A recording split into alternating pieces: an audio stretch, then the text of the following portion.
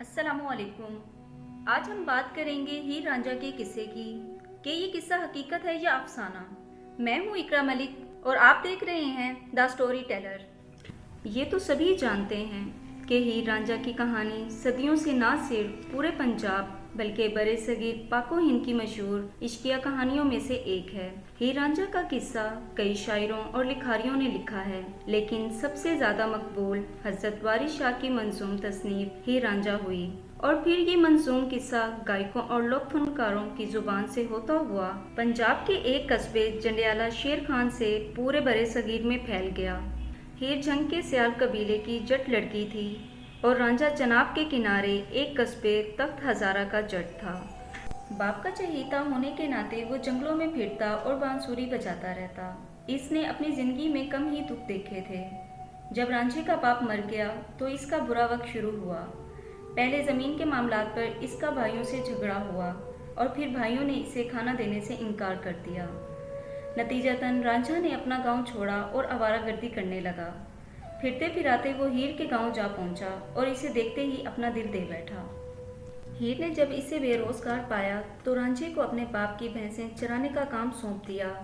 रफ्ता रफ्ता रांझे की मंजली ने हीर का दिल मोह लिया और वो इस अजनबी से मोहब्बत करने लगी। आहिस्ता आहिस्ता इनके लिए एक दूसरे के बगैर वक्त काटना मुश्किल हो गया और वो रातों को छुपकर मिलने लगे। ये सिलसिला तवील अरसे जारी रहा। एक दिन हीर के चचा कैदू ने इन्हें पकड़ लिया।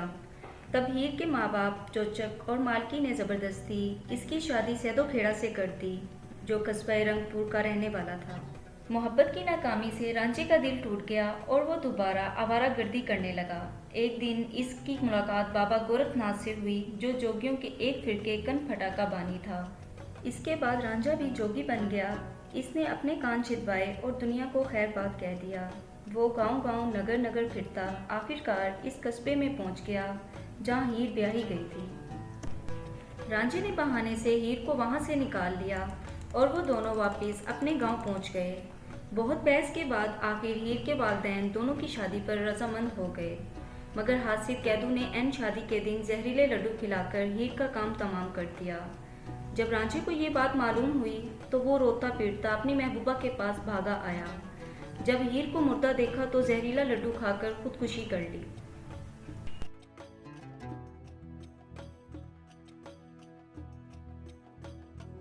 लेकिन ठहरिए, क्या ये हीर रांझा वाकई एक सच्चा वाकया है या सिर्फ एक अफसानवी लोक दास्तान है?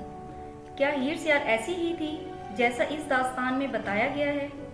इस बात पर बहस सदियों से जारी है।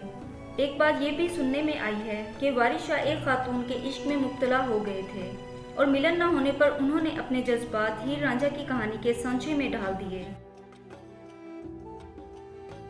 लेकिन आपको एक दूसरे नुक्ताए नज़र से भी आगाह करते हैं। चौथी, कबल अज़ मसीह में यूनानी सिकंदर आज़म की क़यादत में पंजाब पहुंचे तो यहाँ पहली बार इनको कड़ी मुज़ाहमत का सामना करना पड़ा।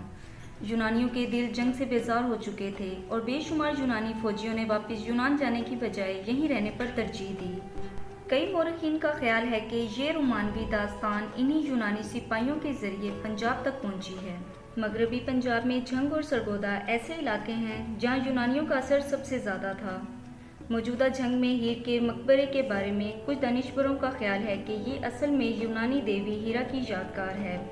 हीरा शादी और शादीशुदा औरतों की देवी थी और यूनानी जहाँ गए उन्होंने हीरा देवी के मंदिर तामीर किए।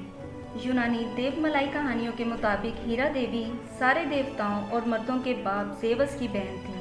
जेवस इस पर आशिक हो गया और उसने हीरा से शादी कर ली। झंग में मौजूद हीर के मकबरे और इटली, यूनान और वस्त एशियाई रियासतों में हीरा देवी के मकबरों में एक मुमासलत है कि हीरा देवी के मकबरों पर छत नहीं है और हीर के मकबरे की छत पर भी बड़ा सा शिगाफ है। यूनानी देवमलाई कहानियों में हीरा देवी दिलेरी से इश्क करने की वजह से मशहूर है और हुस्न में बेमिसाल है।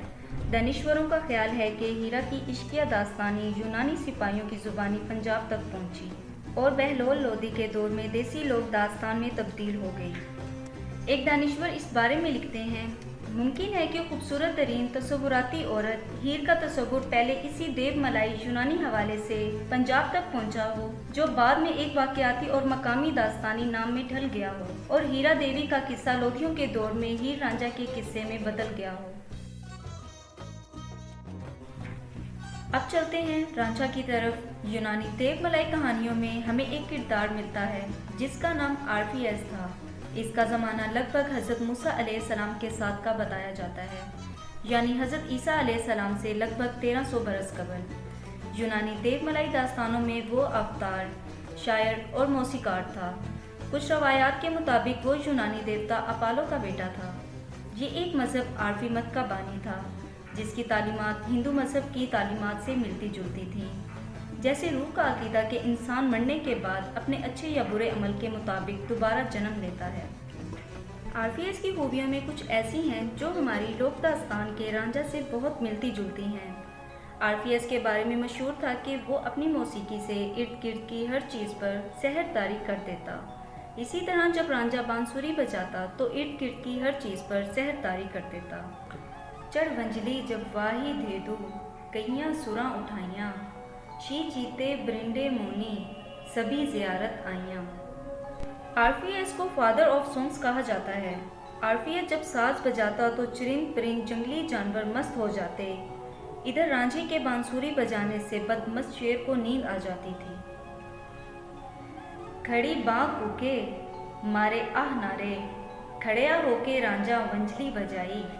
वंजली सुन के शेर जो मस्त होया, गालिब नींद शेर नू तुरत आई। यानी आरफीएस के कई औसाफ हमें रांझे में मिलते हैं। इसकी बांसुरी के सामने खूंखार और पालतू जानवरों का फर्क मिट जाता था। जिन जानवरों का नाम ही दहशत की अलामत समझा जाता है, वो रांझे की बांसुरी सुनकर सिधाए हुए जानवरों की तरह चले आते।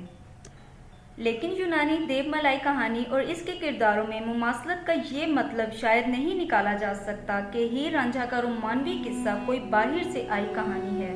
पूरी दुनिया की लोक कहानियों के मौज़ूआत और किरदार कहीं ना कहीं जाकर एक दूसरे से मिल ही जाते हैं, क्योंकि सभी इंसानों की सोच, ख्वाहिशात और जिबिल्लत एक दूसरे से मिलती जुलती है। जैसे यूनानी किस्सों में देवियां देवता करिश्मे दिखाते हैं, और चूंकि पंजाब की लोक कहानियाँ ज़्यादातर मुसलमानों ने बयान की हैं, तो इनमें 5 पीर और ख्वाजा खिज़र जैसे किरदार नज़र आते हैं, क्योंकि मोहब्बत और अमन पूरी दुनिया के इंसानों की फितरी ख्वाहिश है।